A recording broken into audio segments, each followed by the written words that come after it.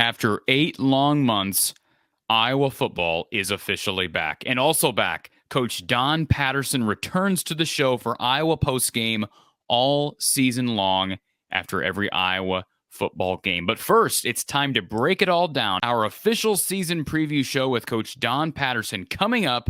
This is From the Hawkeye of the Storm. Hawkeye fans, let's talk about health and performance optimization for a moment. Our sponsor, Ascent Nutrition, offers amazing products. It's actually owned by former Iowa graduate Lance Shuttler. Now, I've decided to partner with Ascent Nutrition because of their unique approach to human health. Ascent offers an organically grown, mold and mycotoxin-free coffee. It provides a pure, clean, and rich flavor without those pesticides that most coffees are treated with. They also offer an algae oil DHA, which is used to support brain health, memory, and focus, as well as proper nervous system development in adults, children, athletes, and even pets. Now, lastly, their unique crafted wild pine pollen is used to support cardiovascular health, hormonal function, and a healthy libido. Your purchase not only supports this channel, but the business of a former Hawkeye. Visit goascentnutrition.com or click the link in the description below and use the code Hawkeyes. That's the code Hawkeyes to receive 10% off your total order from Ascent Nutrition. Week 202 here. Brada's branded thoughts from the Hawkeye of the Storm. We've got Coach Don Patterson joining us. And Don, we just chatted before we went live here. It's been, 8 months since we've had you in this setting. I know you jumped on for a show with the voice of college football, Mark Rogers, and myself after the open spring practice this past spring. But first of all, welcome back to the show. It's a pleasure to begin season 2 with you. And what you been up to the last 7-8 months? Well, I'll be honest with you. I've tried to watch some baseball. That game's a little bit too slow, but I still tried. Watched a lot of golf, and as you know, I've been known to chart putts in a golf tournament even, so we could talk about that someday when we run out of questions about football, I guess. And I guess that's been about it. I'm excited about the fall. The fall's always been my favorite time of the year for obvious reasons. And I made a statement here a few weeks ago, Don, that my favorite month of the year, I think, is August. And the reason I say that is because of a couple things. The Iowa State Fair, which has always been a big passion of mine. And then I love the weather. I love the heat. And the hype around Iowa football. It's an exciting time. And there's something special about August and then September. And, I know you were a head coach and you understand not to get too high, too low, but there is something to be said for being undefeated. And sometimes you look back and say, well, it's kind of fool's gold, but boy, it keeps some positive momentum going in your program. And I think we'll talk about the schedule, but I think Iowa's got a good shot at sweeping the month of September. I think they've got some tricky games in there, but they've got a shot at being 4-0 heading into a showdown with Michigan. So this is a fun time of year. These next 4 weeks or so are going to be awesome. And with that being said, I want to, before we get into the substance of this, which is Iowa football, let's kind of look back at this past week. Nebraska, as you know, just another devastating loss. Scott Frost is now 5-21 in one-score ball games at Nebraska. First of all, how do you explain that? And is there any way, you've been in this position where you've had the ups and downs of being a head coach, but is there any way Scott Frost can survive this? It's going to be challenging for him to do so simply because the play-doh is the same thing going to happen that happened to us last week or 2 weeks ago or last season on so many Saturday afternoons. That's the problem that they face now. It can work in both directions. You do recall, Corey, that especially in the 80s and 90s, we had a lot of last-second wins. We had a lot of game-winning touchdown drives late in the game. Certainly the good Iowa fans remember a lot of those touchdown drives. And the beauty of that, after it happens a few times, our players are convinced it's going to happen all over again every time we do it. And the other team can't help but feel that same way. Oh, my God, how are we going to stop them? Because all those other teams couldn't stop them when it had to be. And they don't play with the same confidence that they need at that point. And that's what Nebraska's facing now. They've lost so many games in the fourth quarter. I'll tell you what was really prophetic. Last Saturday, we were out of town to honor one of our good friends that passed away in Wisconsin. So I was forced to listen to the game in real time as it was on the radio. And they had an interview with Fitz from prior to the game. And he stated the goal for the team last Saturday was simply to make Nebraska have to play 4 full quarters. And then the very next breath he said, because we know their history is they cannot do a good job of playing 4 full quarters. And that's exactly what they made them do. And sure enough, they couldn't get that done again.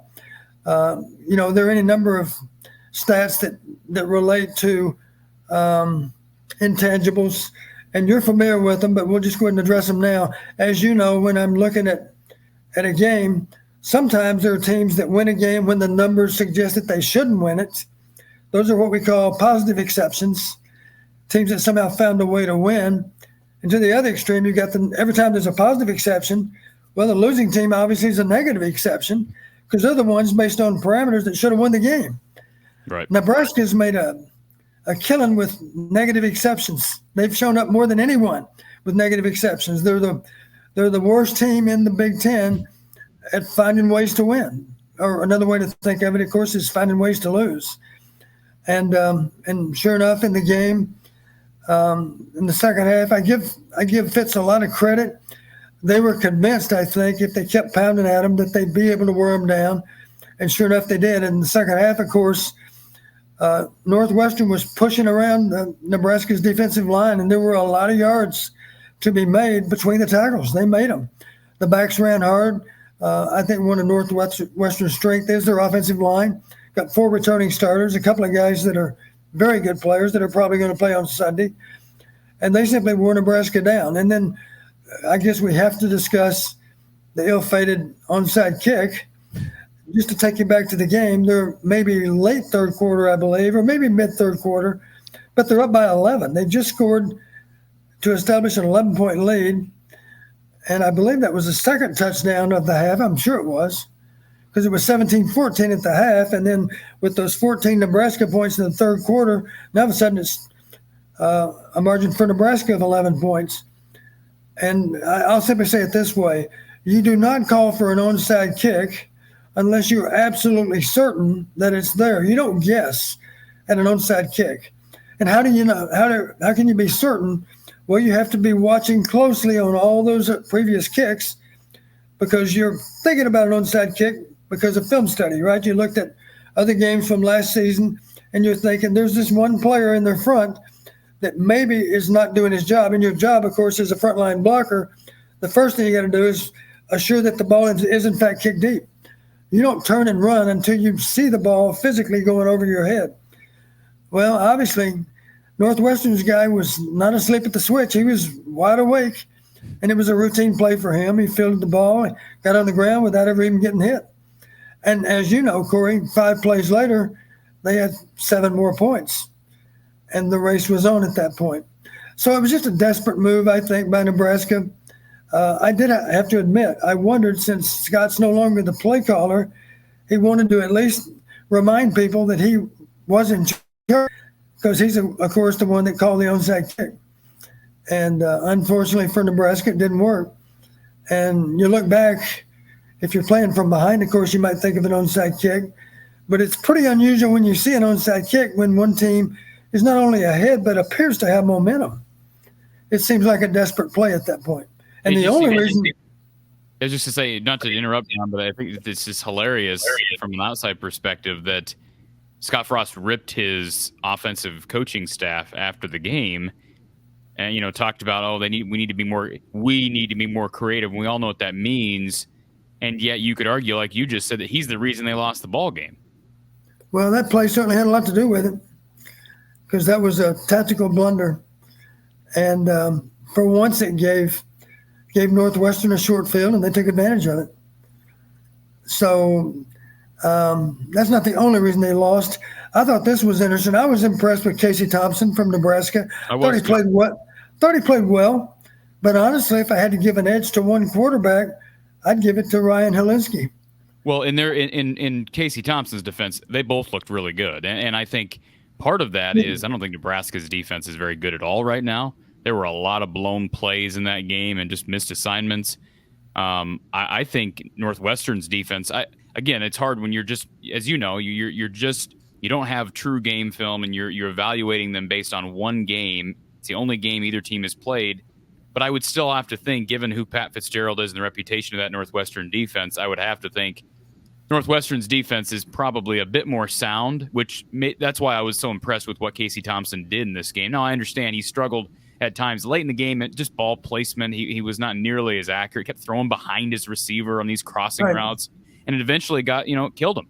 And the receivers, I would assume you share in this, that the receivers do they deserve part of the blame there, because those were catchable passes, but certainly they weren't putting the numbers on the numbers. Yeah, that interception at the end of the game, the ball was high and behind the tight end. I think that was the backup tight end. Unfortunately for Nebraska, the starter went down. He appeared to certainly be the better player, and the ball went off the backup tight end's hands. And of course, it was an easy pick for Northwestern. Only other Big Ten game that we could bring up quickly, Don, in week 0 was Illinois and Wyoming. And, again, no surprise. You'd think that the strength of a Brett Bielema coach team would be the defense, and it was certainly impressive against Wyoming, albeit against a Wyoming team that's been dealing with problems. They had some attrition last year at quarterback and at receiver. But that's, all in all, a good program. Tim Polasek still a part of that program, I believe, last I checked. His DLC, I believe. What did you see from the Illini? Well, the thing that impressed me is that they found a way to keep him out of the end zone. I believe Wyoming had a solid back. He made some yards after contact. And yet, even when they got into scoring territory, they had to settle for field goals. So that's a good sign. Illinois bent, but they didn't break. Matter of fact, at the end of the day, they gave up 212 yards compared to 477 Illinois yards. So they outgained them more than 2-1. That's a good sign. I was impressed with the balance of Illinois.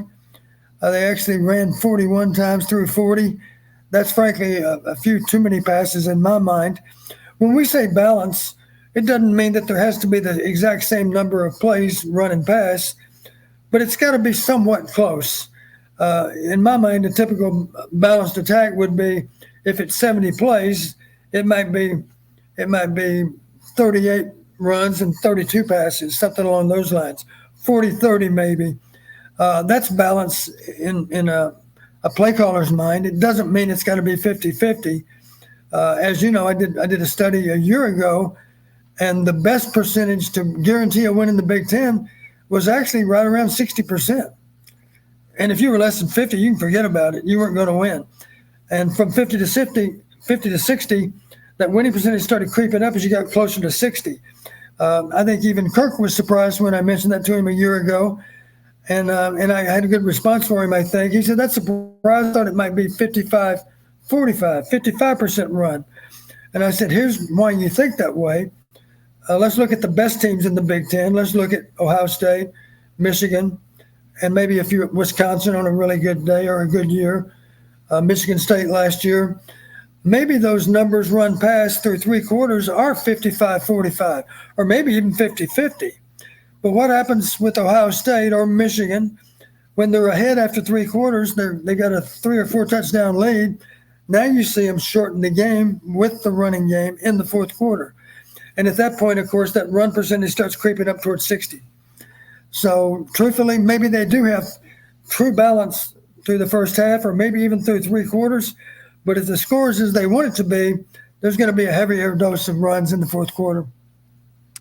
We're talking with former Iowa coach Don Patterson, and a guy who's still very much involved with Iowa's success and helping with analytics. And I want to talk about those analytics before we get into the substance of Iowa's roster and some concerns I have, and certainly strengths, which Iowa has a number, I believe, especially up front on defense. But can we talk about analytics for a moment, Don, specifically from last season? I know you found some interesting gems. You won't share all of them with us, which is good, because those are hopefully analytics that are precious to Kirk Ferentz and the coaching staff. But share what you can about what analytics have changed from 2021 to 2022. And when I say analytics, for the listener that doesn't understand, we're talking about parameters that are essential to victory between Big Ten competition.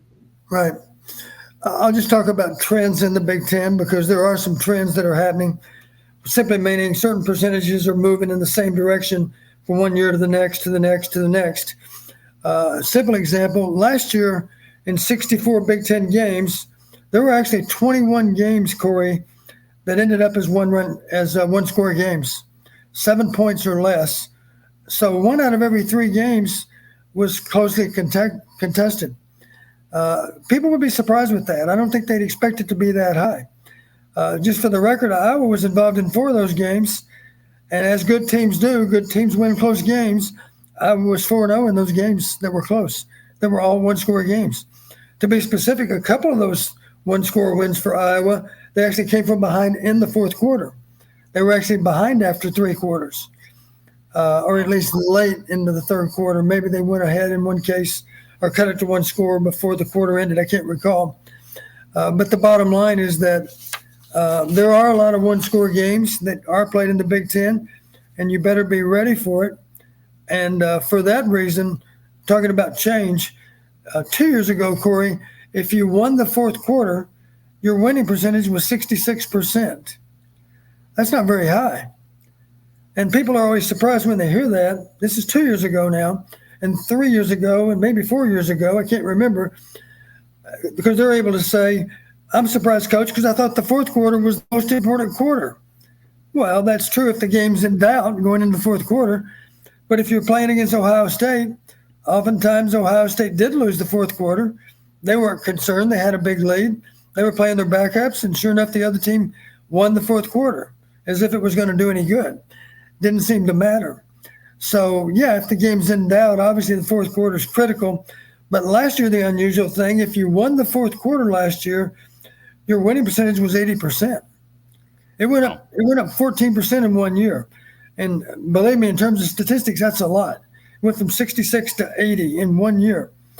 And the other thing that was unusual, and we've talked about this in previous years, last year and the year before and the year before that. When I say last year, I should say fall of 2020, because the numbers we're coming up with now, of course, were from last fall. Right. So previous year, I should say, the year prior to that, the quarters that were the most critical to winning were the second and third quarters. It was that way for year after year. It was that way 2 years ago, 3 years ago, 4 years ago. And it's interesting that that's the case because people are surprised when they hear that. But it actually affects your thinking in terms of coin toss. As an example, if you went back and looked, in general, think about it this way. If you win the toss, the ball, let's imagine we're playing each other. I win the toss, I take the ball. You typically choose to kick with the wind. Right. To start the game. That's what I was hoping were going to do, because I want the win in the second quarter because that's more important than the first quarter. This right. Again is 2 years ago, that thinking, 3 years ago. And then in the second half, because I took the ball to start the game, you have the option of what to do to start the second half. You typically take the ball, and that means I would take the win. So now I get the win again in the third quarter. I have the win for the 2 most important quarters. That's what used to be. Now it's changed. Now it's first and fourth. So my recommendation to any Big Ten coach, frankly, would be now when you win the toss, go ahead and choose to defer. Because, again, if we're playing each other and I defer, you typically take the ball, which means I choose to take the win to start the game. I want the win in the first quarter because we've already stated that the first quarter and the fourth quarter are most important.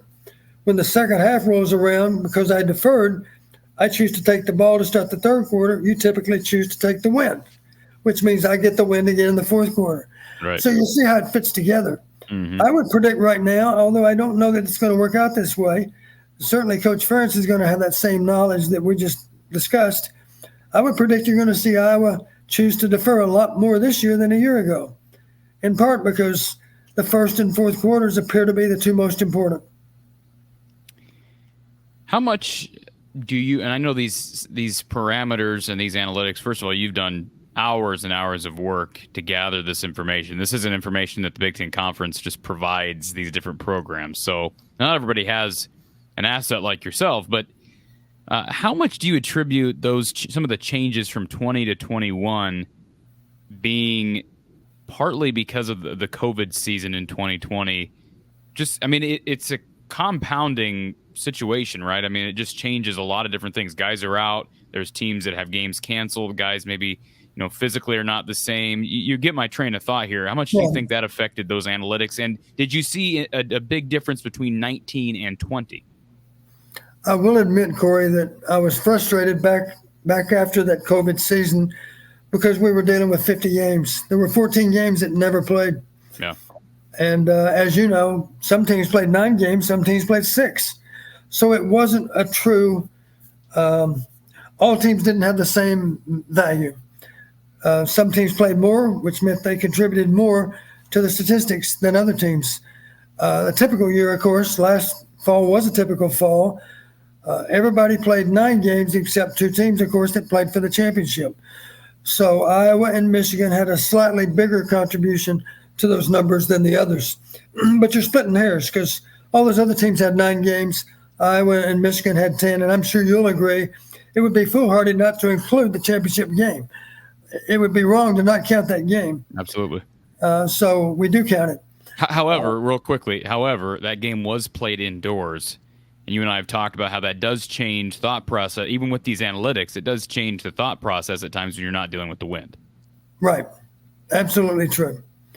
As you know, going into that Michigan game, Michigan had actually scored the first touchdown in all of their 12 games.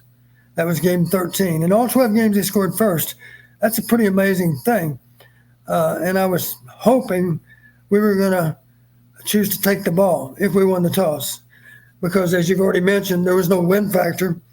And even though our defense is our strength, we all know that, I was more than aware that we had actually, in the late season, we had actually gone on defense first and given up first possession touchdowns to both Illinois.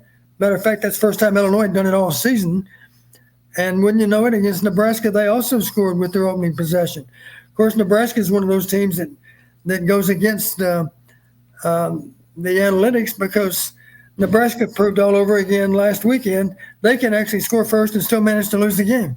I just want to ask this question, and this goes along those lines.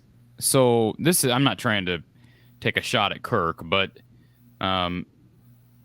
what would be the reason why? I know you'd never ask him that question, and I haven't asked him that question. I've had very limited interaction with Kirk since that game, but what would be the reason to defer when you're indoors? Because typically if you're deferring, it's because the elements could be a factor, correct? Well, that's part of your thought process, that's for sure. One reason to defer, a lot of people would say, in such a big game, let's put our strength on the field first. I hear that. I don't know. You're the coach. I don't believe in that because in that case, when the analytics are screaming that Jim Harbaugh has scored in every single game first, and you don't have the elements to deal with, I don't know what putting your strength out there first. What does that do? You're going to get the ball. I don't understand. I guess you have the opportunity to have potentially one extra possession, right? Because you get the ball. Well, here's what some people lose sight of too. When you choose to take the ball first, you have the first opportunity to score a touchdown. Exactly. Before the other team has an opportunity. And when the second possessions roll around, you get to go first again. And on the third possessions and on the fourth possessions. Correct. So if you're just trading possessions through the first half, you have multiple chances to score first. And for the record, we stopped them the first time they went on the field with their offense. The second possession was a touchdown. We stopped them the first time, but not the second time. And of course, they had the first opportunity to make their second possession count, and they in fact did make it count. And I'll go to a quote from Herm Edwards that you're very familiar with. You play to win the game. Right. And you have to score points to win the game. So I understand. Maybe I'm oversimplifying it, but I'm having deja vu now. We're talking about the Big Ten Championship and my frustration that Iowa decided to kick off. And then I remember people saying, well, it didn't matter because Michigan didn't score. Well, yes, it did matter. You just brought it up. They got the first chance second time around, and they did score. Yeah, they still scored first, and that seemed to matter. It mattered a lot, matter of fact. The only team to beat Michigan, of course, was Michigan State. and yet Michigan still scored the first touchdown. Right. So that was the only team to overcome it. Nobody else could. So my guess is, just wondering what happened, my guess is in a staff meeting, Kirk might have very well gone around the table and asked for opinions as to whether we should receive or defer. And I don't doubt for a second, because Phil Parker put such a good defense on the field, I don't doubt for a second that all the defensive staff recommended that we start off with our defense on the field. I'm suspecting that's what happened. And there's nothing wrong with them thinking that way, of course. But still, the reality is it didn't turn out that way, because Michigan scored on their second possession, and we finally scored, I think, on our third or fourth. I can't recall. And just to clarify for people, you have a close bond, close friendship with Coach Ferentz, and I know some of these analytics will be exclusive to conversations between you and him, and that's how it should be. And we'll talk analytics throughout the season on the post-game show. I do want to talk about the elephant in the room, and that is that I don't know how else to describe it, but a dreadful offense last year. Ranked in total offense 123 out of 130. I don't think there's any way to defend it. It was not up to snuff. Iowa with struggles up front along the offensive line, which is compounded when you have, I thought, well below average quarterback play and below average run game, which is a little bit disturbing when you look at a guy like Tyler Goodson, who I thought played really well up in the Packers preseason. Didn't quite make the roster up there, but that's a little bit concerning that you have a potential NFL back and the run game was as bad as it was last year. And it was bad. I mean, I don't know, comparing it to the rest of typical Iowa offenses, but especially compared to 2020, which featured Tyler and, of course, Mekhi Sargent. It was porous last year. How much has Iowa's offense improved? I know they won't be proven until we get to – I don't think it's going to be proven until we get to October, Don, quite frankly. Right. We're not going to learn as much as we'd like to learn in September. But take your best shot. You've been to practice this fall. You saw them in the spring. You know the personnel changes. We're going to talk about injuries here in a little bit. How much can Iowa's offense improve with very similar personnel in many areas? Well, one thing you need to count on is that we'll get better from one week to the next. I don't doubt that we'll do that, because we do have high character on the football team. The players are absolutely dialed in on what the coaches want them to do. I don't doubt for a second that inexperienced players will learn from their mistakes and be able to eliminate a lot of their mistakes as the season plays out. So I am pleased in a way to know that our more severe tests are going to come in October and maybe November. And that doesn't mean that these teams in September aren't capable of beating us. They certainly are. Obviously, Iowa State is determined to beat us, and it's pretty amazing that we have been able to beat them year after year, many of which are one-score games. But we've been able to win those one-score games. And as you've heard me say already, Corey, good teams win close games. And you certainly have to give Iowa credit for being a good team last year, because we won any number of close games. I believe, again, 4-0 in one-score games. Can't do any better than 4-0. So these guys that are playing that haven't gotten a lot of playing time, it's a crash course for them, and they're going to make some mistakes early. But the coaches are doing everything they can to eliminate those mistakes. And with a little bit of luck, those mistakes won't cost us dearly. Sometimes they cost you, sometimes they don't. Sometimes you're lucky. A guy turns a guy loose and the ball's going somewhere else. And even though the guy's unblocked, he still can't get to the ball. And we were just lucky enough that we were running the ball away from that free defender. Sometimes it happens that way. Part of the equation that gives us a chance to beat people that may have more talent than we do even is we still play fundamental good football, and by that I mean year after year after year we win on turnovers. I'd be curious how many years in a row we've got an edge on turnover margin. And as you know, that's an important statistic to have on your side. If you're +2 on turnovers in the Big Ten, you're in trouble. I'm sorry, if you're -2 on turnovers. If you've only been able to force the opponent into 2 fumbles or 2 interceptions and you've coughed it up 4 times, that's -2 and you're in trouble. Right.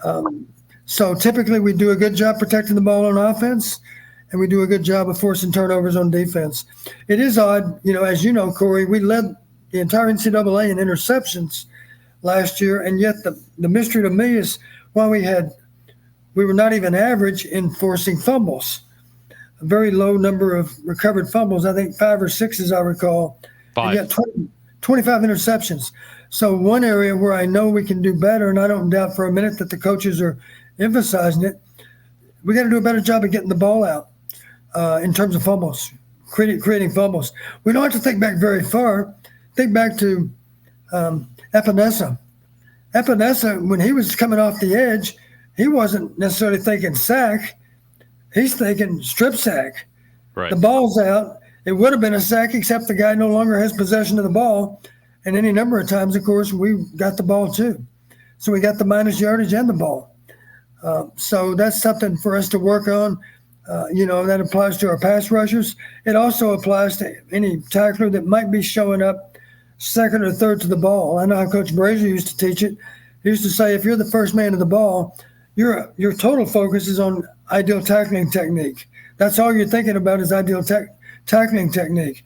If you're one of those next guys to the ball, now you're thinking about trying to get the ball out, trying to punch the ball out or pull the ball out. And sometimes you see great technique on the part of defenders to actually tomahawk the ball out of another player's grasp. And those are areas where we can improve, and I don't doubt that we will improve in those areas because we weren't very good at it last year. Don, you look up and down. I'm staring at the media guide right now. You look up and down the roster, and yeah, you bring a lot back on offense. But again, an offense that struggled most of last year. You do lose your star center, your best player on offense, in Tyler Linderbaum. You lose a guy who at one time was first team All Big Ten in Tyler Goodson. And, you don't lose much at receiver, from graduation, but you lose Tyrone Tracy and Charlie Jones to transfer. Okay, now you're staring at a situation where you don't bring much in your 22 class. Jacob Bostic comes in as a freshman from Illinois. You lose Jackson Ritter to injury. You now lose Deontay Vines, who I had heard Kirk said this at media day, that he had been having a really nice camp. He's out till probably midseason. Brody Brecht was out much of spring and fall. He was competing in baseball as a star pitcher, dealing with a hamstring issue. Keegan Johnson missed all of spring, much of fall camp. Now Nico Regani's out with a foot injury. He's out at least 2 games.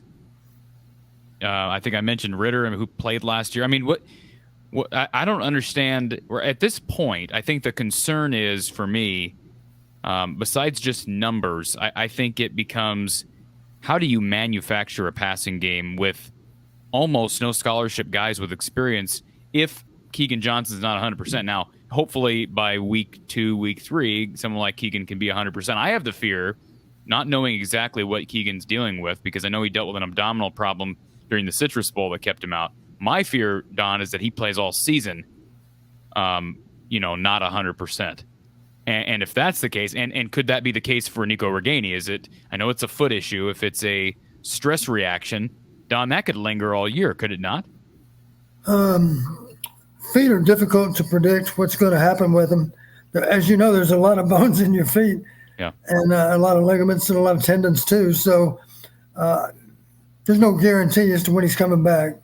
I think they certainly projected he'll be back in a short amount of time, but no guarantee again. One thing I think you're going to see on Saturday, I would be very surprised if we didn't see a heavier dose of 12 personnel. And I'll explain for those that don't know. 12 personnel simply means 1 back and 2 tight ends. And obviously, if there's 2 tight ends and a back on the field, that only leaves 2 other eligible receivers. There could be wide receivers, of course. So 12 personnel puts only 2 wide receivers on the field versus the so often used 11 personnel, which is 1 back, 1 tight end.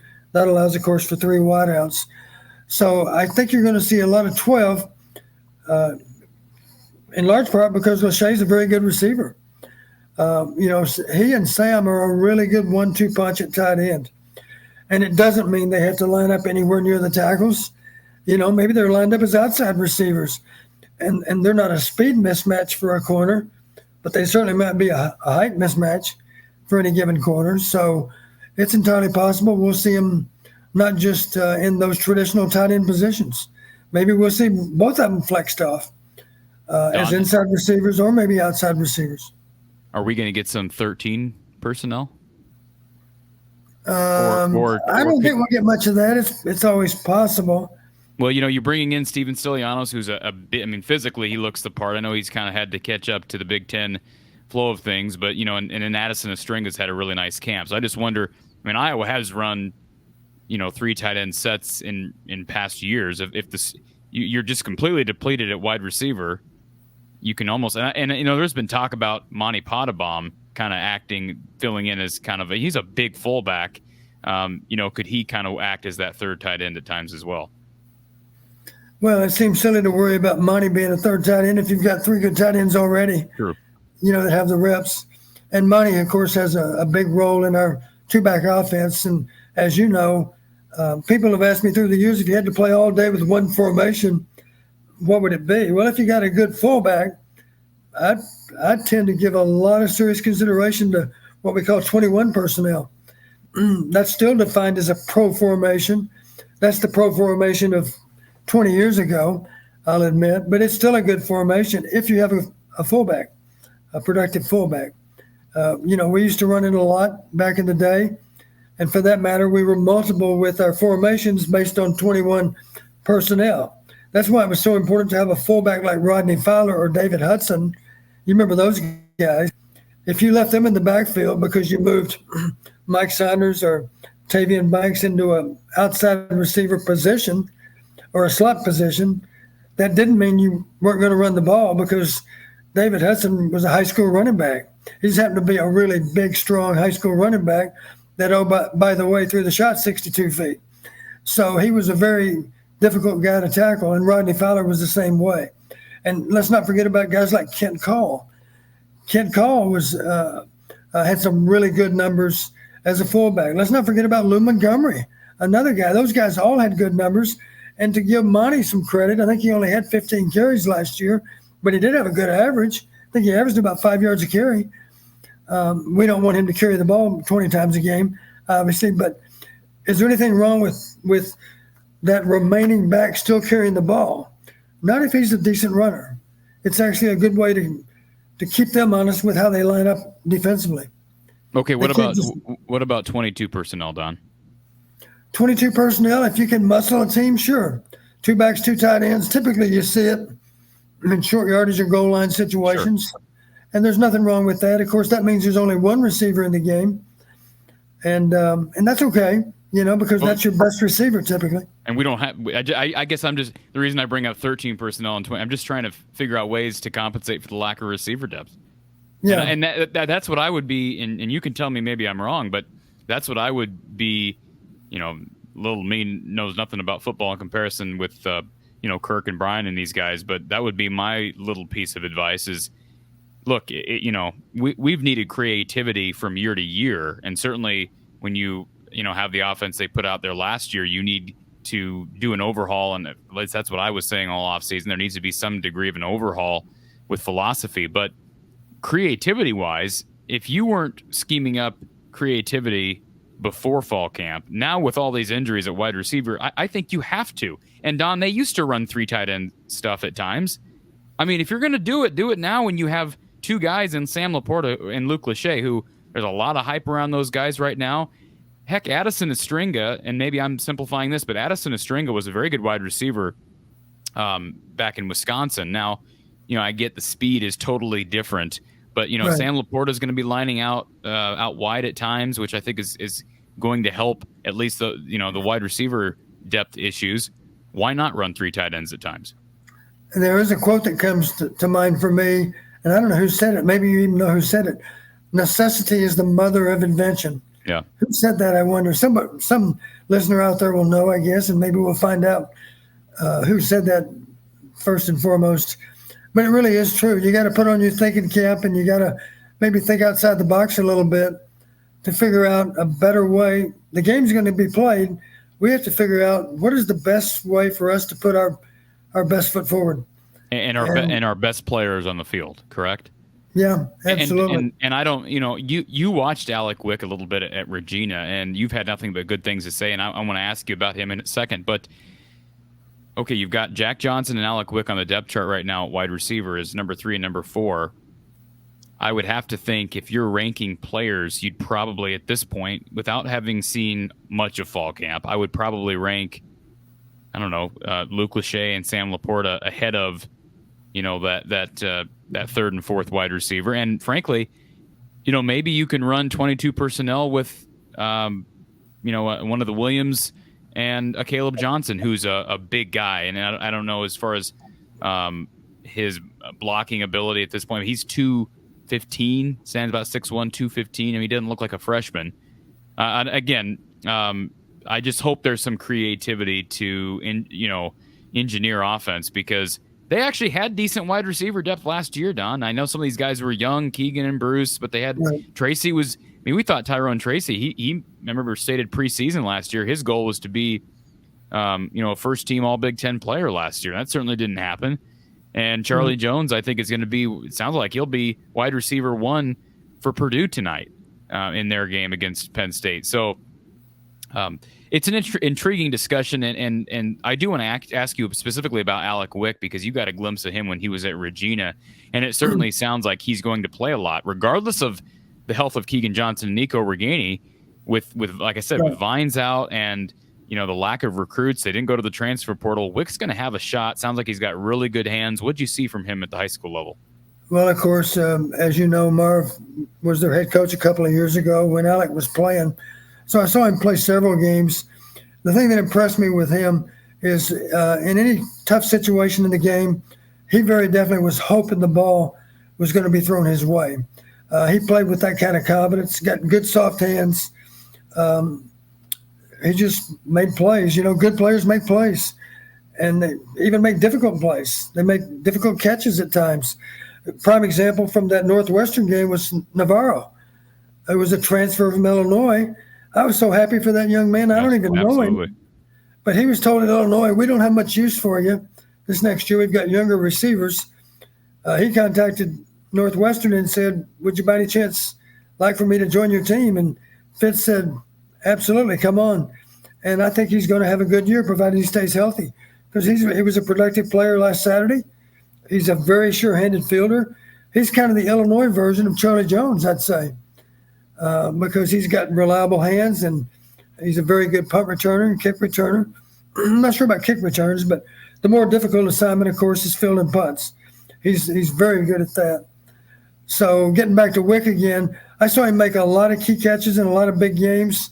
I don't doubt for a second in front of 70,000 he's going to catch it just about every time, because he's got good hands. Probably the bigger question mark with Alec, simply because he's a young player. What about some kind of situation where a defensive player is pressed on him? Is he going to be good enough and physical enough as a young receiver to be able to get off that kind of press coverage? That's where a lot of younger receivers will struggle, because they simply aren't as big and strong as an opposing corner, maybe. Opposing corner that knows how to play. So I don't doubt for a second that Alec Wick's going to catch every ball he touches on Saturday.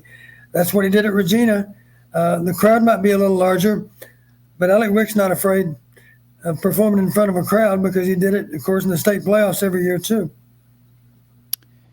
I think Jacob Bostic's going to play. I watched him at Kids Day, Don, and he made some nice plays, made a catch in traffic that I thought was impressive. Now, again, that's one practice. It's just a glimpse, but he's a bigger guy. I mean, he certainly has the body of a freshman, but he's 6'2". I mean, he fits that X mold, if you will.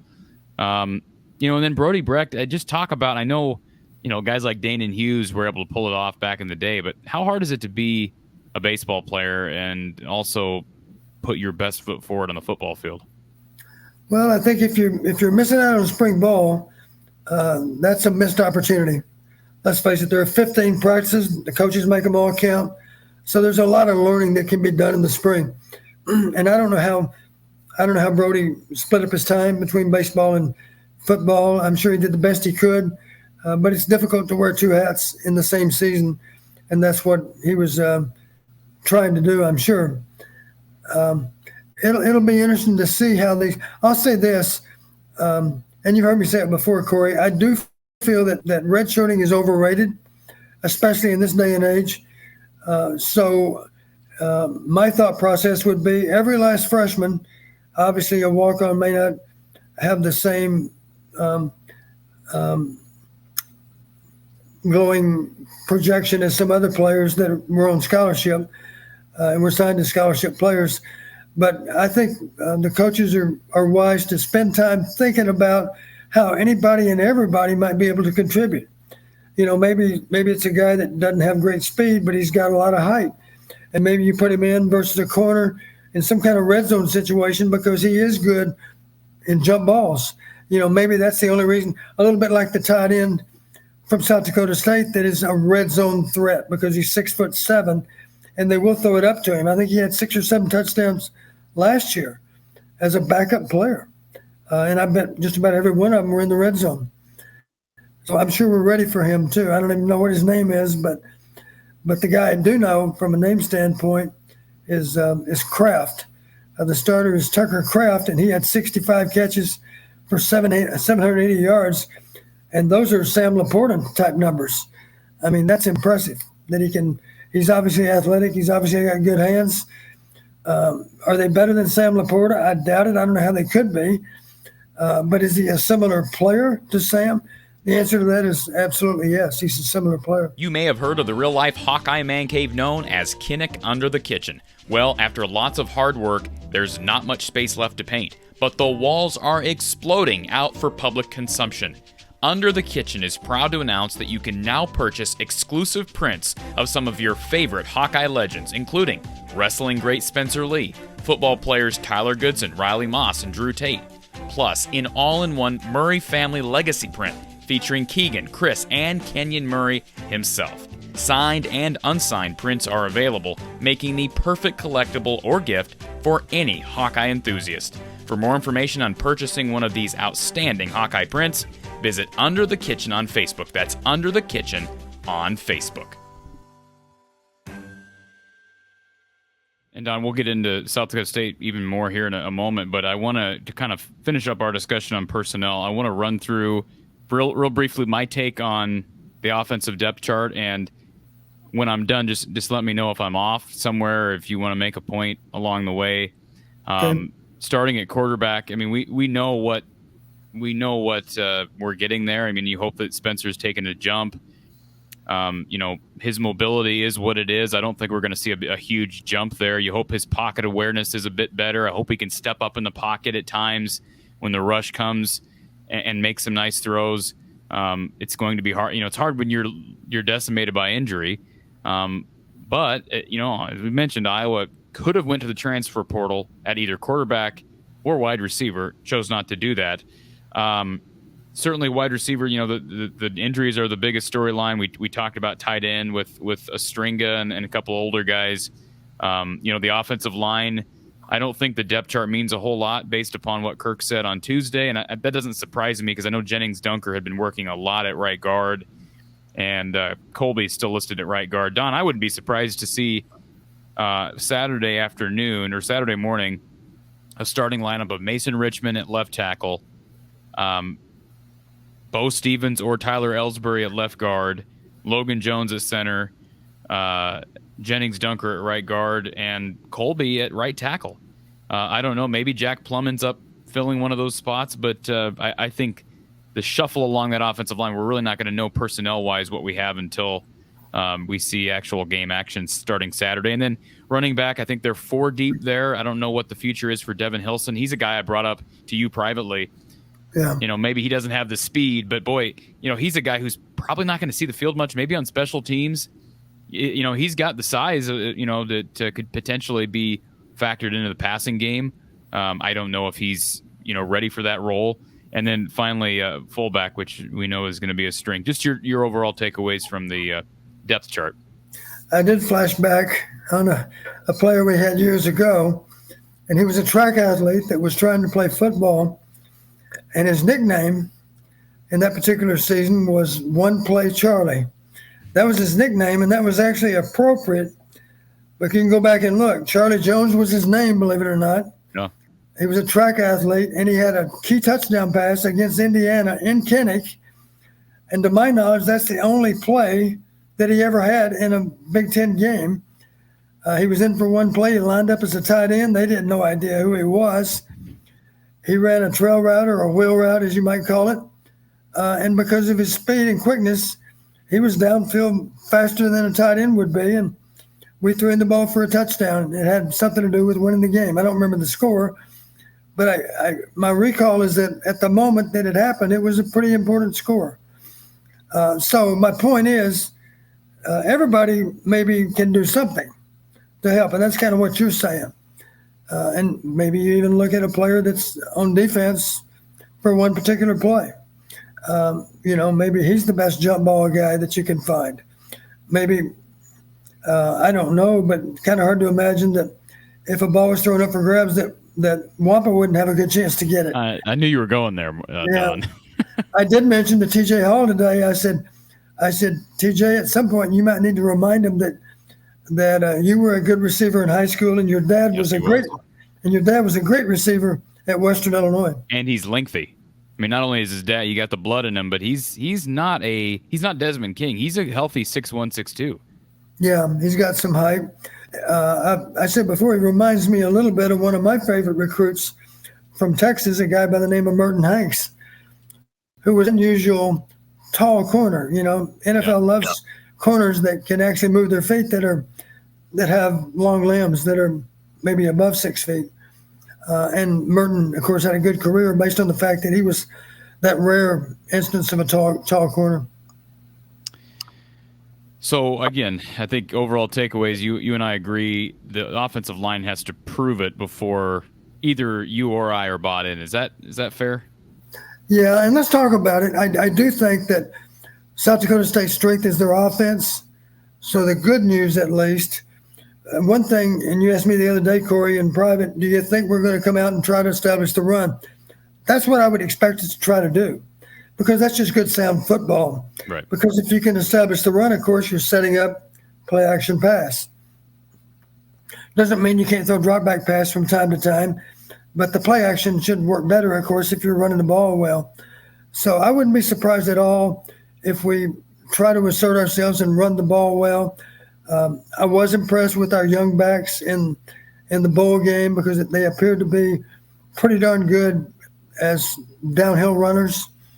I didn't see them indecisive at all about making cuts and trying to run with low pads and trying to get yards after contact. So hopefully we can show that on Saturday. Maybe not just with those two backs, with 3 or 4 backs. And of course, it's a good opportunity. It's going to be it should be easier for our guys to get movement on the line of scrimmage against South Dakota State than it will be against so many other Big Ten teams that are up ahead. So I'll be disappointed if we can't make some holes, put some holes in that defensive front, and get into a lot of second and medium, second and short. As you know, one of our shortcomings a year ago, we were not very good at all on first down, and we were not very good at all on critical downs, and that was a problem for us. One reason we ended up with poor performance in critical downs is we ended up with a higher percentage of long yardage than short yardage, and that all started, of course, on first down when we had a 1 or 2 yard gain on first down. I will say this, and you're right. I think the strength of the South Dakota State team is the offense, specifically their skill position players, but they got a healthy offensive line as far as size and strength. I think they're going to be able to at least match up front what Iowa does. I don't think they're going to be able to match the depth Iowa has in its front seven. But I'll say this about South Dakota State's defense, Don. All 4 of their projected starters on the defensive line are seniors, and they've been through the wars. 5 of the 8 are seniors, and 5 of the top 8 are seniors, and all 8 of the top 8 are juniors or seniors. So this is a very experienced team. Caleb Sanders is a guy from Glenwood, Iowa, who I think Iowa recruited in 2018. I looked up his profile. They got 7 guys in the Iowa roster, 7 guys from the state of Iowa on the depth chart. South Dakota State, all of which are going to be highly motivated to play in Ankeny. Absolutely. Yeah. So I think the offensive line, you're right. If Iowa can't run the ball against South Dakota State, I'm not pressing the panic button, Don, but that ain't a good sign. No, it's not. So No, that's true. I do think we'll have a good chance to move the ball against them. Statistically, at least, they were not great on pass defense. That's a little misleading, I think, because some of those teams last year playing against them were playing from behind. right. So maybe they threw more passes, which generated more passing yardage, of course. Didn't necessarily mean that they were poor with what they did. It just meant the yards came maybe after the fact. Maybe they had the game on ice even when some of those yards started showing up for the other team. Okay, go ahead, Don. Let me say one other thing about Gronowski, the quarterback. Yep. Understand this. He was the starter last spring. I'm talking about spring 16 months ago, 17 months ago, whatever. As you recall, Corey, they didn't play that COVID fall. They played in the spring. That's the season I'll call it, in which they went all the way to the national championship game. And Gronowski gets injured early in that game. Gronowski, incidentally, as a freshman, was the offensive player of the year in the Missouri Valley Conference. That's hard to do because there are a lot of good football teams in the Missouri Valley. And South Dakota State and North Dakota State being among the best. But let's not look down our nose at Northern Iowa or Illinois State or any number of North Dakota, South Dakota. There are a lot of good teams.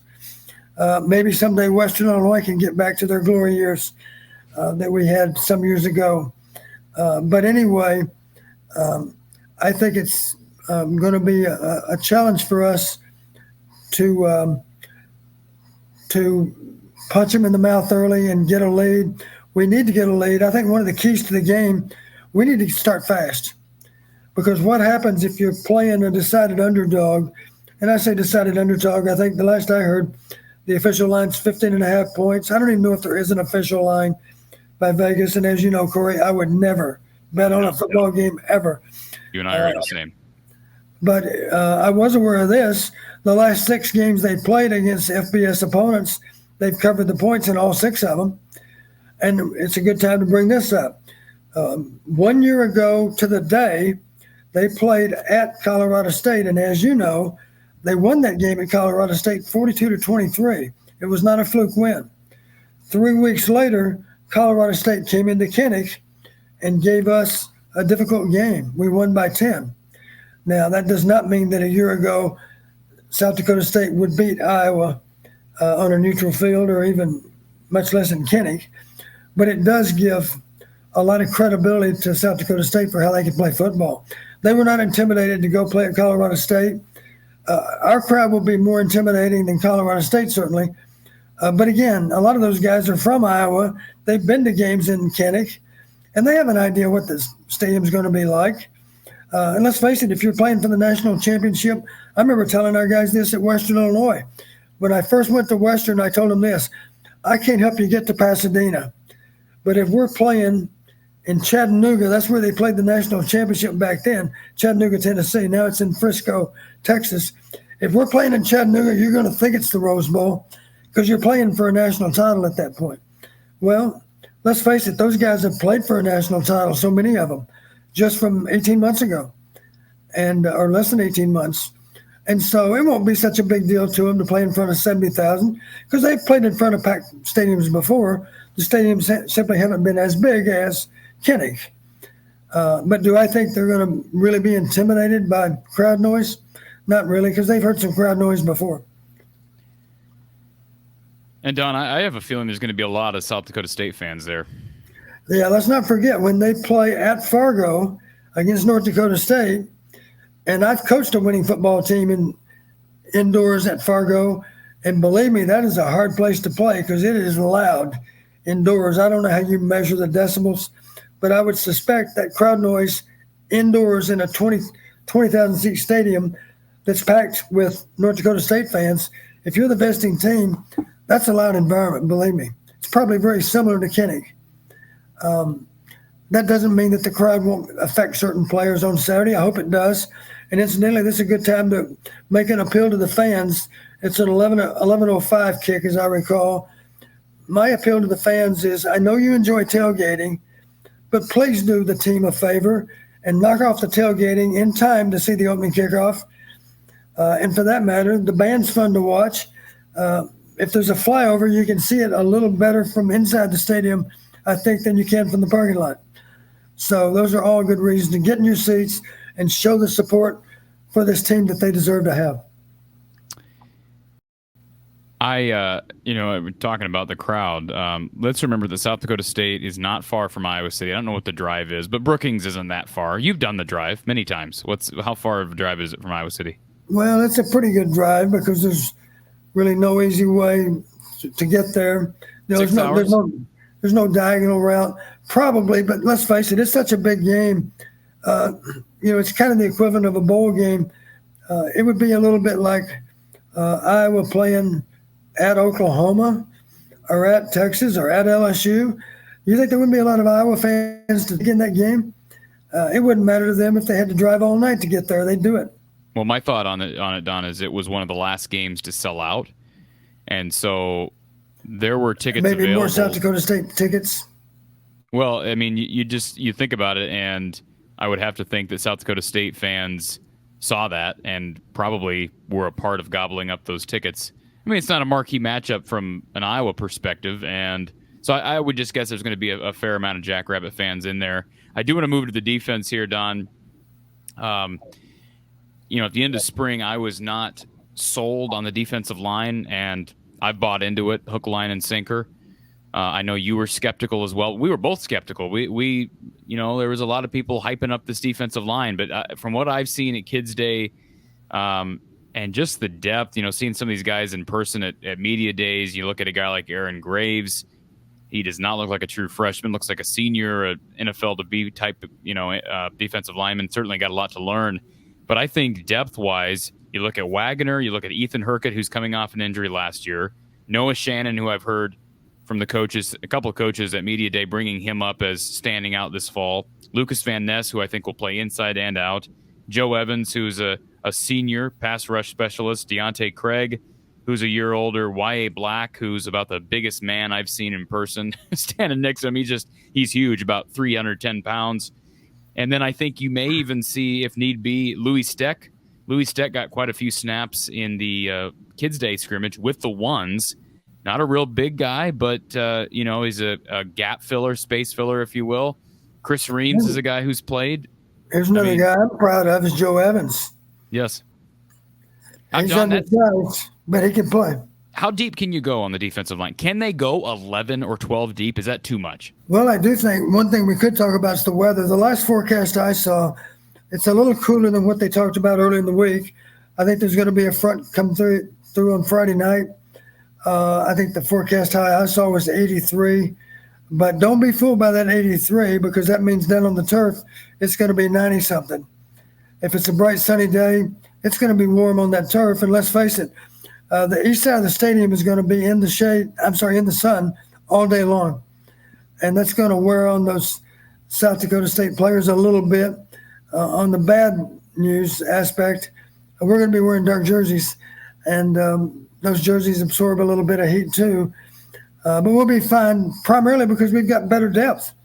And defensive line's a great place to start.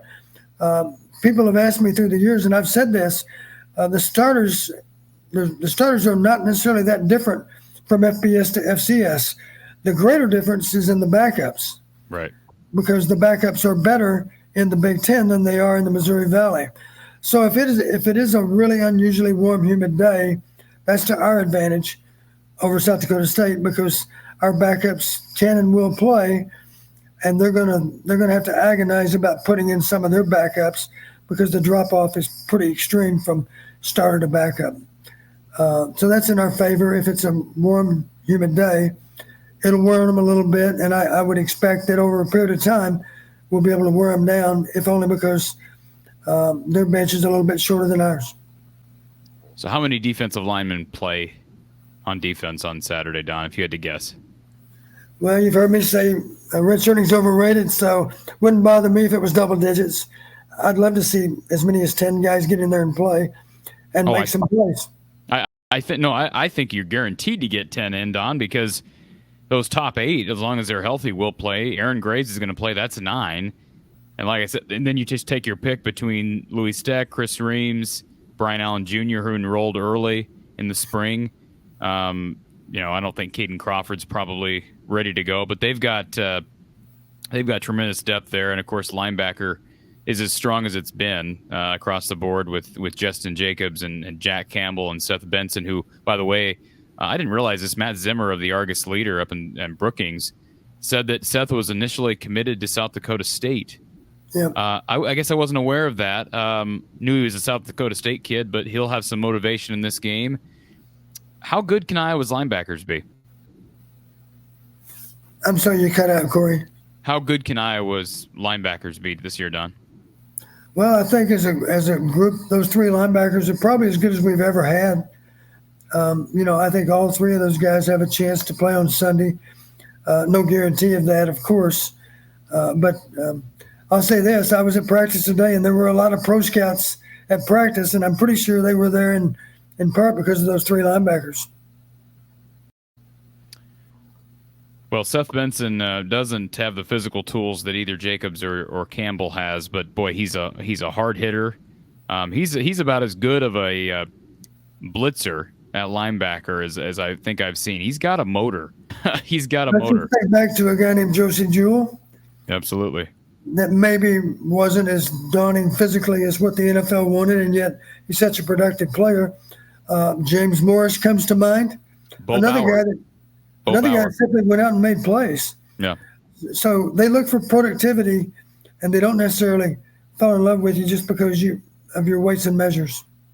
No, Bo Bauer comes to mind when I can think about Seth Benson because he played alongside Josue Jewell and was just kind of that quiet compliment to him, but he was a really solid guy, was a big part of Iowa's success in 2015.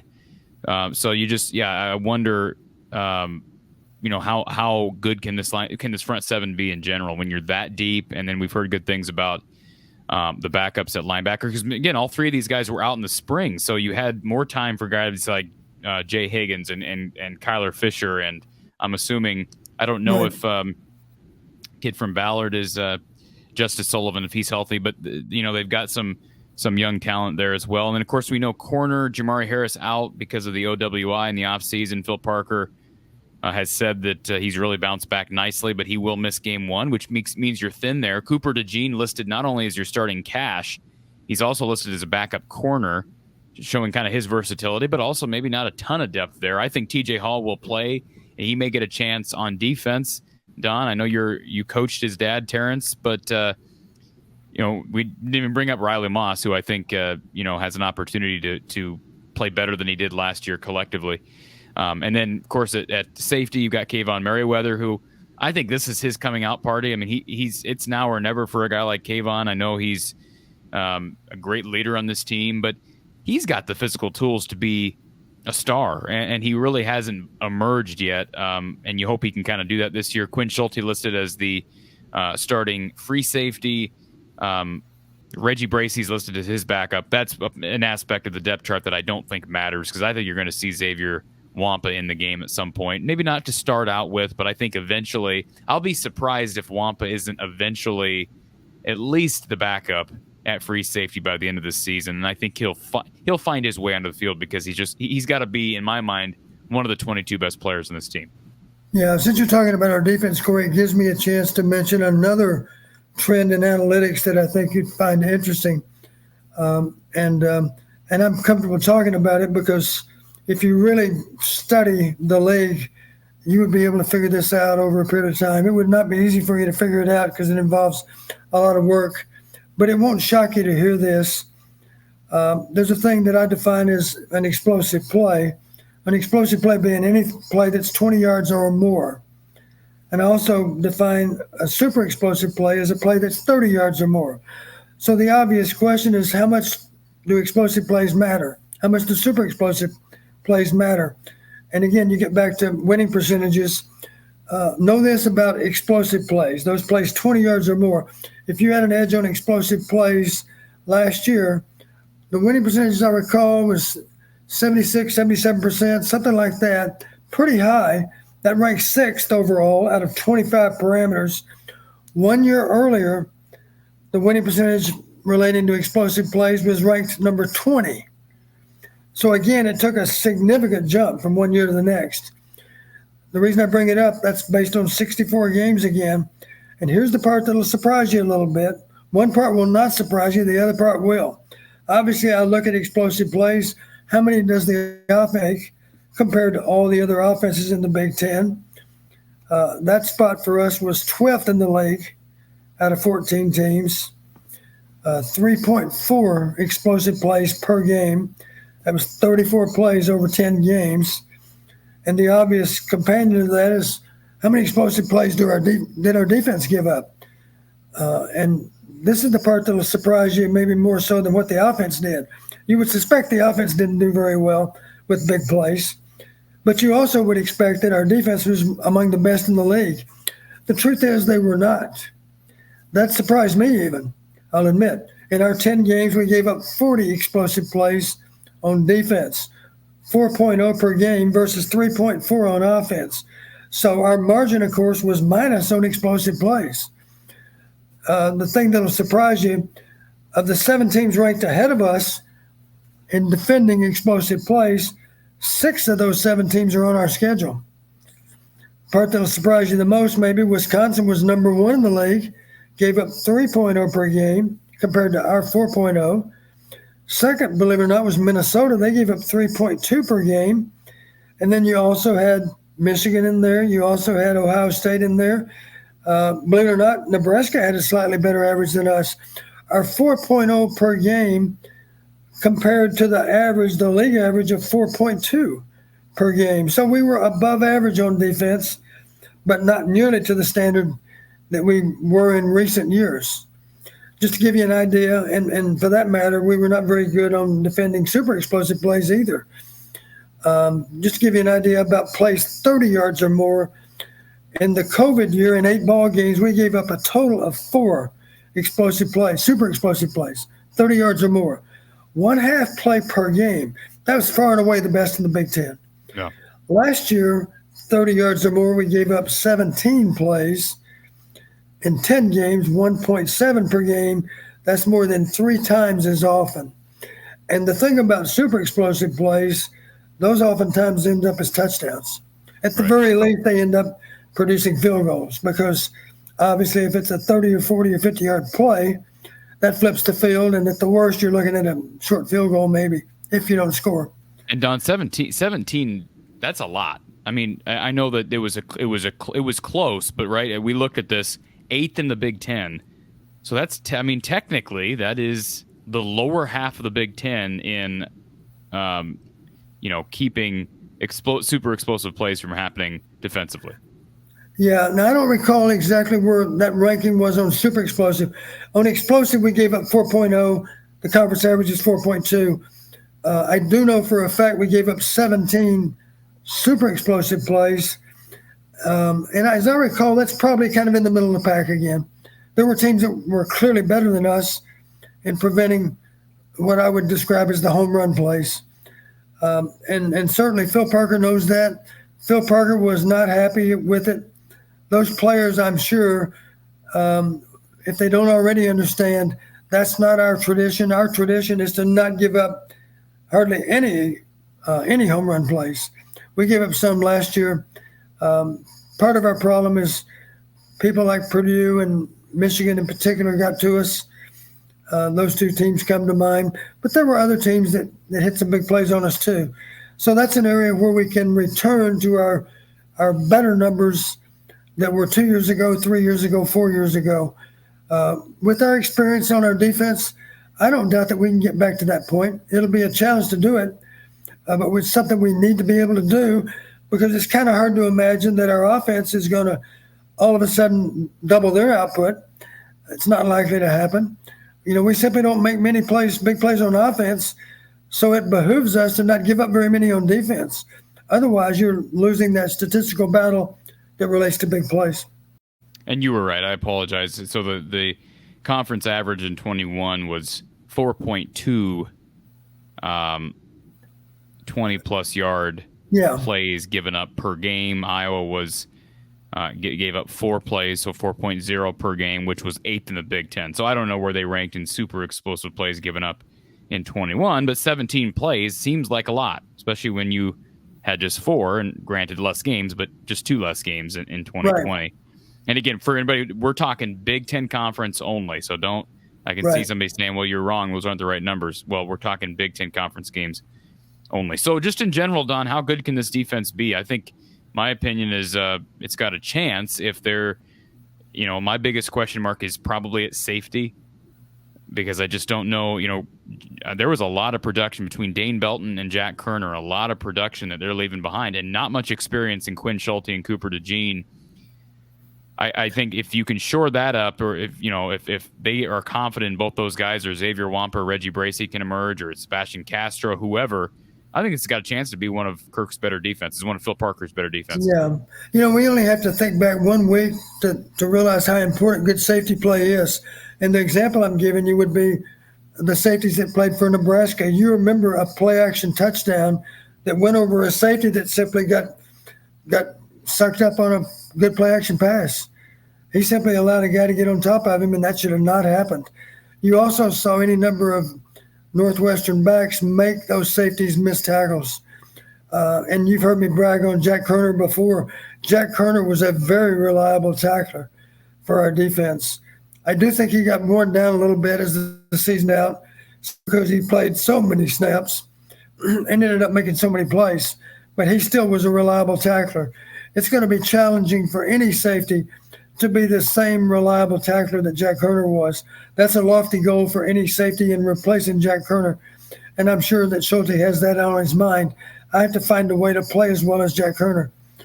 And that'll be a challenge to be able to do that because Jack played at a high level.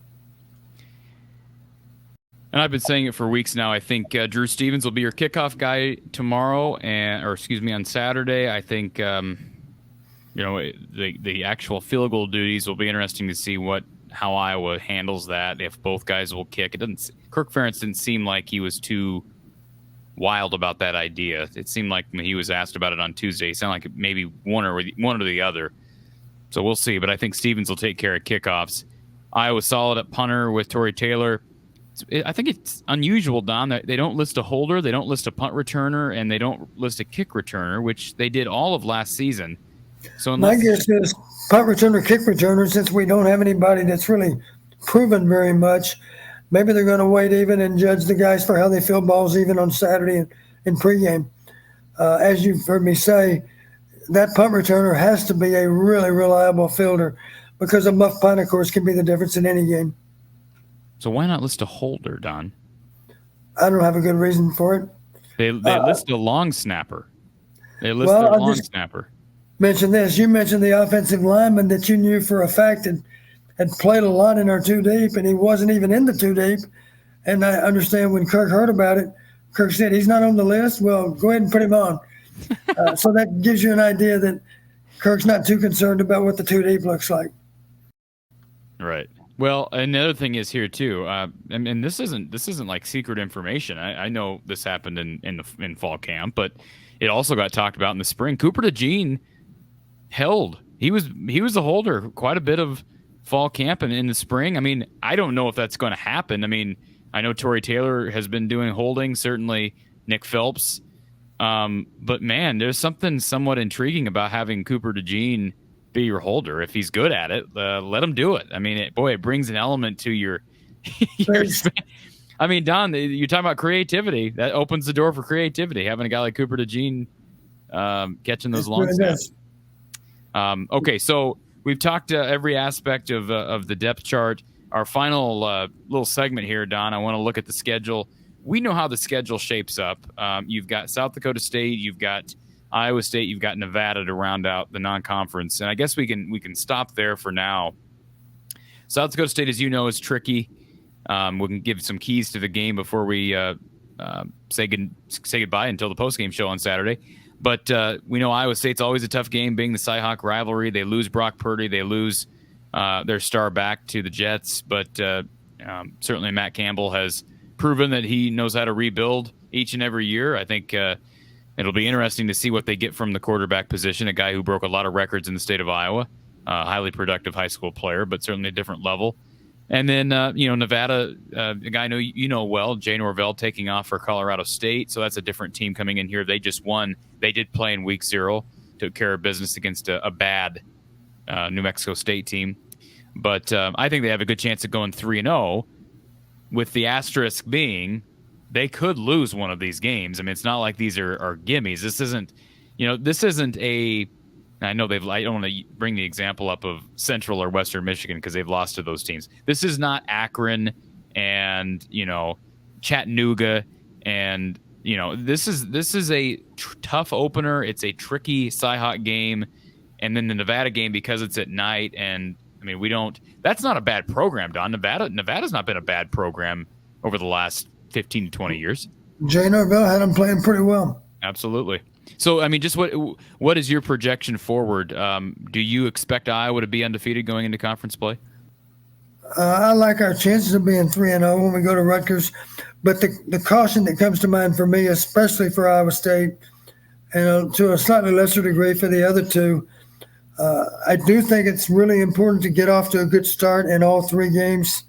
Reason I say that, if you start slowly and the game's in doubt into the second half, at that point, you can guarantee it. You're going to get a fanatical effort out of that other team because they weren't supposed to win the game anyway. Right. That applies to, I would imagine we'll be favored in all 3 games, certainly. We've beaten Iowa State, I believe, 7 straight. Is that right? 6 straight. We had the one year was missed. Straight. Yep. And just law of probability, do this. Imagine when you flip a coin, if it comes up heads, and it comes up heads 6 times in a row. Here's the good news. What are the odds it's going to be heads the 7th time? 50-50. Right. So just for the sake of argument, if our winning percentage against Iowa State, if you could define it as 60% in each of those 6 years, we still got that same 60% working for us maybe here in another week and a half. But it's hard to beat somebody all the time. Because as you know, what are the odds of flipping a coin and it coming up heads 7 times in a row? Not very good. Do the math. That's a very small number. And yet it does happen.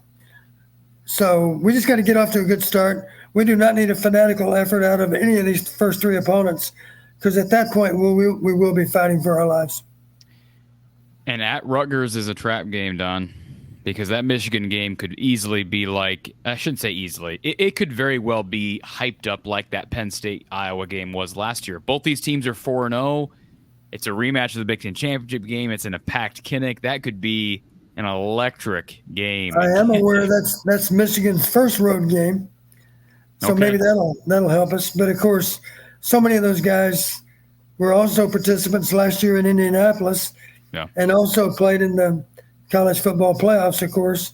Even if they lost, that was still an experience for them that should help them down the road. But can we agree the Rutgers game is a dangerous one on the road? It is. I have a lot of respect for their coach. Yes. I think he's a good coach. The thing you worry about, sometimes you go on the road in the Big Ten, and it might happen at Rutgers, depending on how their September goes, their earlier games in September. Our players are so conditioned to play in front of a packed house. Now, all of a sudden, if you show up and the stadium's 2/3 full, it doesn't really seem like a Big Ten game. Well, it's a Big Ten game. It's going to count just like any other. And yet, maybe you lose that edge that you have every time you play in front of a packed house in Kinnick. So that's a concern. Some players maybe are not quite as wired to play at their very best simply because it seems that people didn't care enough to show up for the game. So I think, just so you're aware, I picked Iowa. My preseason predictions, I've got Iowa going 6-0 to start the season, Don. I think it's doable. I mean, I think they're going to be favored in every game but that Michigan game. And honestly, that line might not be – it may be fairly even. We'll see. I mean, in Kinnick – well, here's the wild card for the Michigan team. What's going to happen with the quarterbacks after game 2? I understand one starts one game and one starts the other. Yeah. And the only problem with that, they're both at home. And the second opponent, as I understand it, is a really bad Hawaii team. Really first game, I believe, bad is Hawaii team. Colorado State, right? I think game one's Yes. Colorado State. Yeah. So I don't know what they're doing. I don't know what Harbaugh. I don't understand why in God's name would he declare one quarterback as the first game starter and declare now that the other quarterback's going to start the second game. And the suggestion, of course, is they're going to play the game. It would make sense to me that you wait to declare game two starter after what happens in game one. But anyway, I'm not Jim Harbaugh, so I'll leave that to Michigan. And then, of course, after the Illinois contest, which will be another tricky trap game because it's sandwiched between Michigan and Ohio State, although there is a bye week after Illinois, thankfully. Iowa gets Ohio State, Northwestern, Purdue, Wisconsin, Minnesota, Nebraska. I mean, that's a gauntlet of a schedule, Don, between, the month and a half between basically October 1st through the middle to end of November. It's a gauntlet. This is one of the tougher schedules that I can remember in recent memory. And the only game I don't see Iowa winning, or I shouldn't say that, the only game that I have a hard time seeing Iowa winning would be the game at Ohio State. And I think we probably agree on that, although you never say never. Iowa has played them close. And you think of 2009 being an example. That's a game that Kirk Ferentz, I think, has admitted this. They probably should have went for the win in regulation. I know you watched that game back not that long ago on BTN. That was a game Iowa could have had, would have won the Big Ten championship and gone bowling in Pasadena. Just your thoughts on the back half of this schedule. It's certainly a back-loaded schedule. It is, and one concern I have, those three games we lost last year, if you went back and looked at all the parameters, those three teams dominated the game against us. You've heard me say in the past, Purdue, I have a lot of respect for their coach. I think he's one of the best strategists in the Big Ten. They seem to have a good idea of how to play us, and not just on offense. They did a great job of slowing us down on defense. And let's talk about one more set of analytics, which you'll find interesting. Another thing I did is I simply went back and zeroed in on all 10 conference games that Iowa played last year. And looking at all 25 parameters again, I simply asked, who won the parameter, who won the game? Were there any of those parameters that were 100% reliable in picking the winner?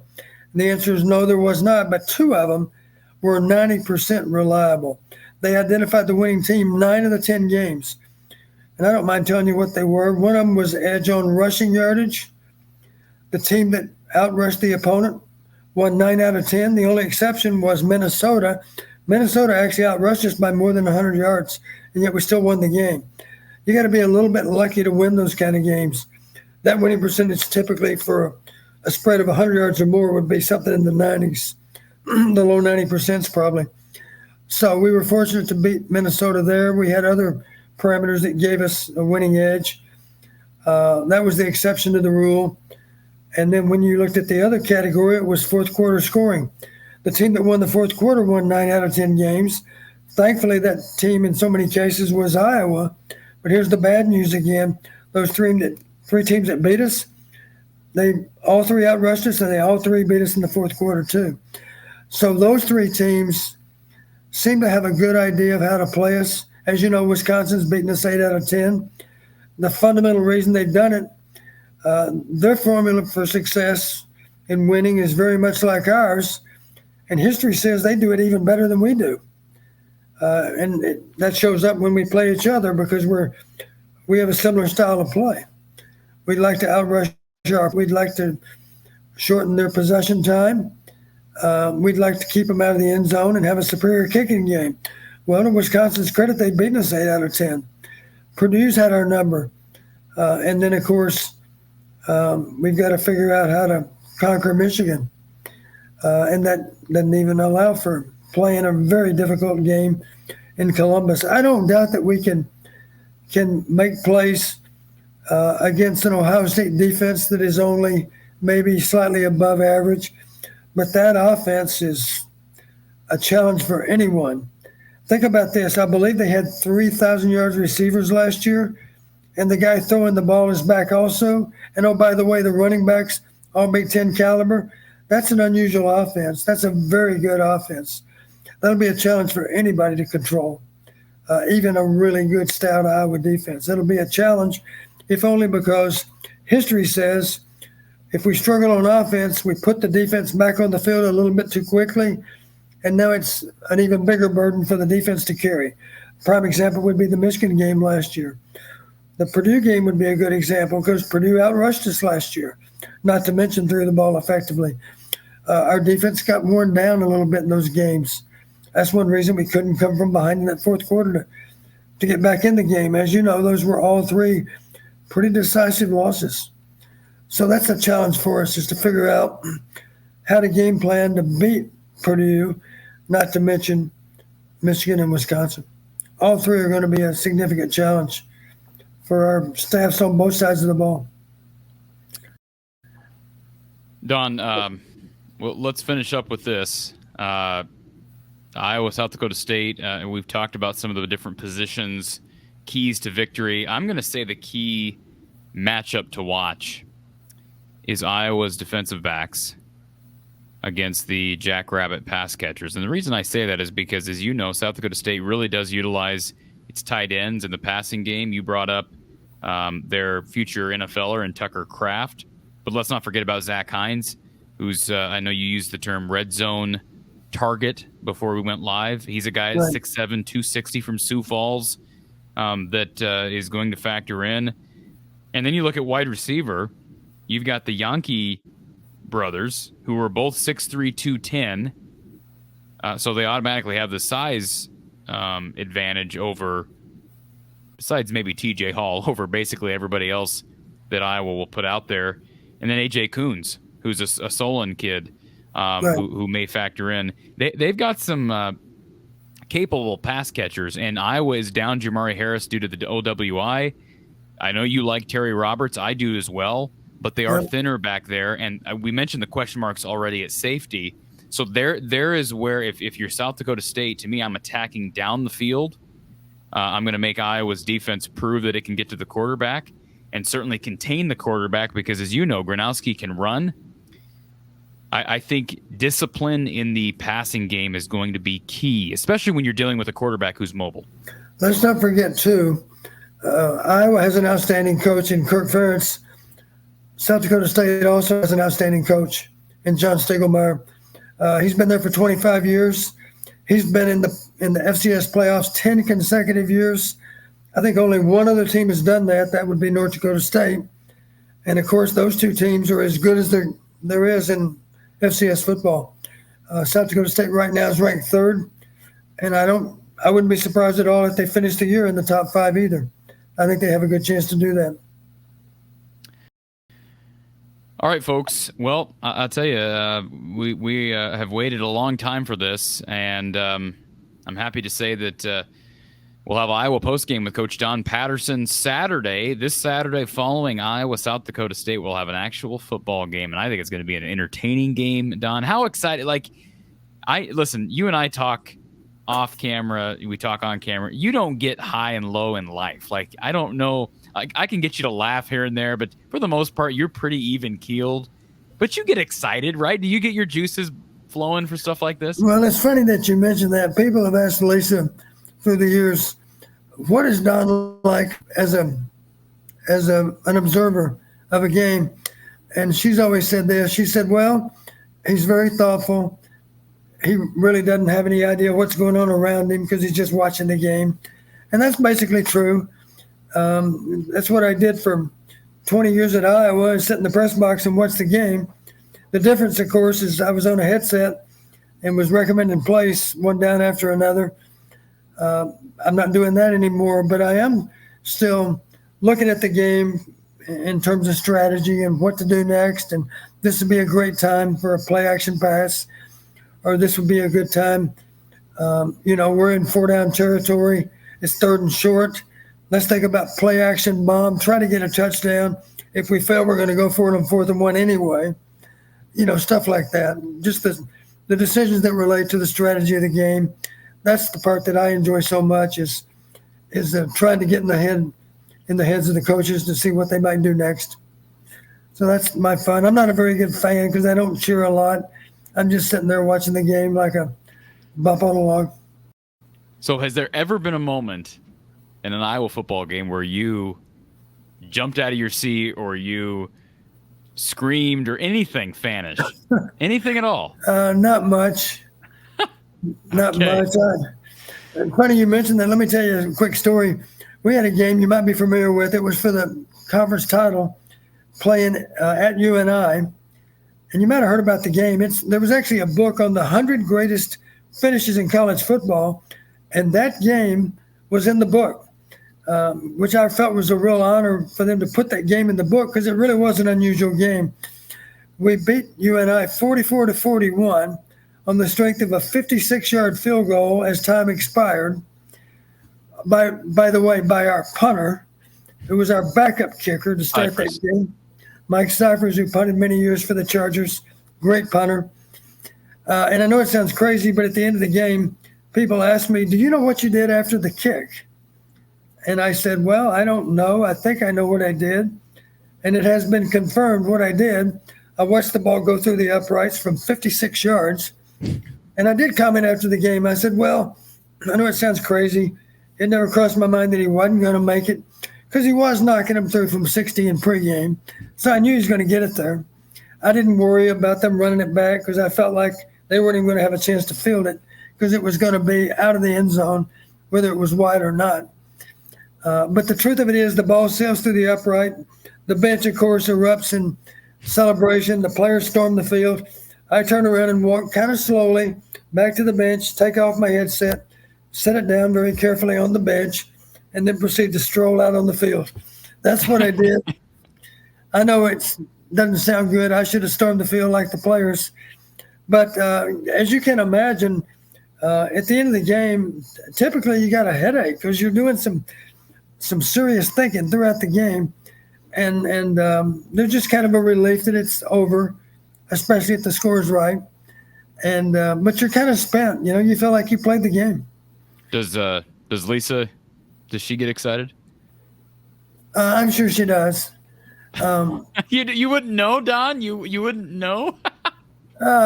Well, no, she gets excited. I thought you meant when I was coaching. Oh, no. I'm just saying, when you guys are at the games, does she get excited? Well, she knows not to get too excited because she didn't want to throw me off my game, I guess. I don't know. Good question for Lisa. You'll have to ask her. I will. Okay, well, I appreciate you taking the time. This has been a joy. And just a reminder to everybody, one last reminder, Iowa postgame with Coach Don Patterson this Saturday following Iowa, South Dakota State, live right here. We'll be simulcasting from the Hawkeye of the Storm here on YouTube and Iowa football at the Voice of College Football, still partnering up with the one and only Mark Rogers throughout the season, so we'll be on both channels. If you want to sponsor the show, great opportunity to grow your business, whether you're an Iowa City business. We got Hawkeye fans everywhere, though. Reach out from the Eye of the Storm. The email's there on the bottom ticker, from the Eye of the Storm at Outlook.com if you want to sponsor our post-game show. And, Don, this will be a fun one. I'm anxious to see what South Dakota State brings to the table on Saturday because, again, a lot of talent. I don't think this is not your typical FCS team. Should Iowa be on upset alert, Don? Absolutely. And I'm confident that they will be. Yeah. And I'll tell you why. Because the coaches are saying all the right things, and maybe even more importantly, the video speaks for itself. Absolutely. You know, there's video of them beating Colorado State last season. They should have beaten Minnesota a few years ago. You're right. Our guys have seen that video. Yeah. So respect to all opponents, fear none. And just so the listeners can prepare too, Corey, my general thought process, I'm going to hustle back as best I can. It's difficult with the crowd. I think as a general rule, my goal would be that we could start up an hour after the game. That even allows me to get home and organize my thoughts for a few minutes at least. Obviously, I want to look at the final stats, get some idea of how the game played out statistically, not to mention just the observations during the game. I do not take notes during the game. I'm not going to be making notes of what we're going to discuss afterward. I'm going to be making mental notes, of course, but I'm not going to have a notepad sitting out in the stadium. Well, I will be taking notes. I normally do during the game. I mean, I'm not tracking every play, But I will be on here just so people are aware. I'll try to be on here 10 to 15 minutes after the game, and then when you get on, we'll add you to the mix, and certainly we'll be taking calls, taking chats, taking questions, and it should be a fun time. So, Don, appreciate you taking the time, and we'll talk Saturday. We look forward to it, Corey. All right, folks, for Coach Don Patterson, I'm Corey Brada, signaling another year of Iowa postgame with the one and only Coach Don Patterson. We'll talk to you Saturday after Iowa and South Dakota State. Take care.